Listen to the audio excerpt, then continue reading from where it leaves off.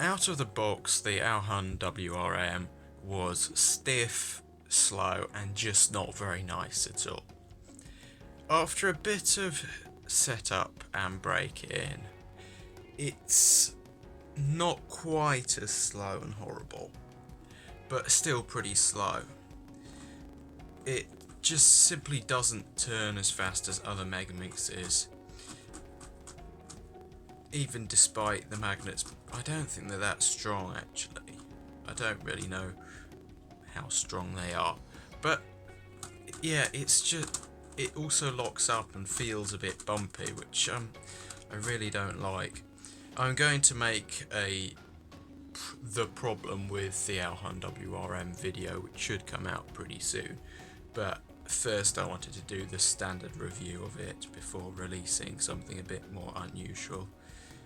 So it comes in at £20, which puts it on the high price end for megaminx, much higher than the YooHoo V2M, which is pretty popular at the moment, at only £12, which turns much faster.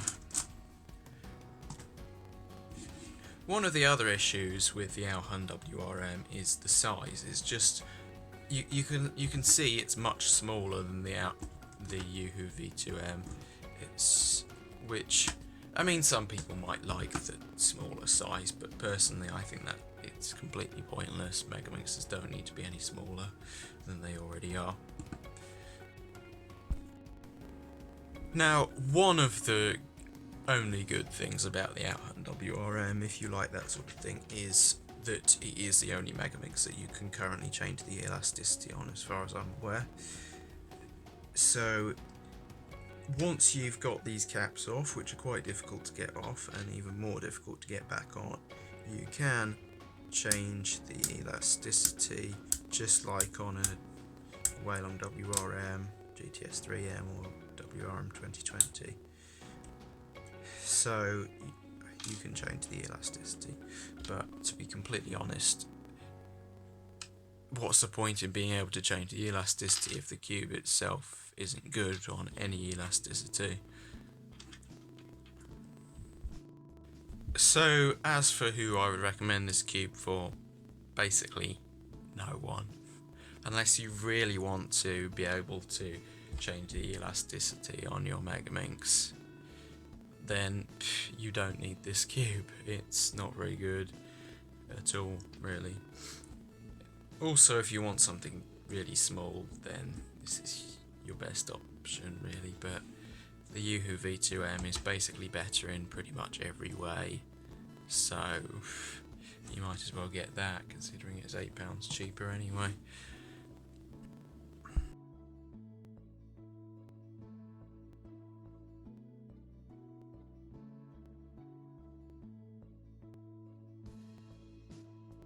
So yeah, for this solve I decided that I'll use the GE timer, which I haven't yet managed to destroy.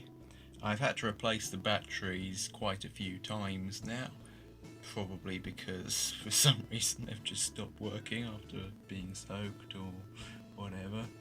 But I mean, it works fine now. As for the megaminx solve, yeah, it's pretty normal for me on that. I reckon on the YooHoo V2M the same solve would have been 10-15 seconds faster probably, simply because you can just turn a bit more.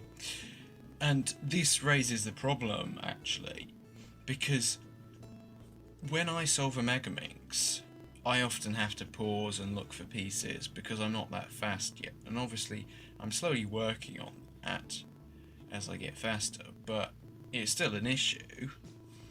And with the AoHun WRM, for me, because I'm not looking ahead as much as I should be, it makes less of a difference. But I suspect for someone faster who can keep turning the whole time, it's going to make a pretty big difference if it locks up every so often and is quite slow.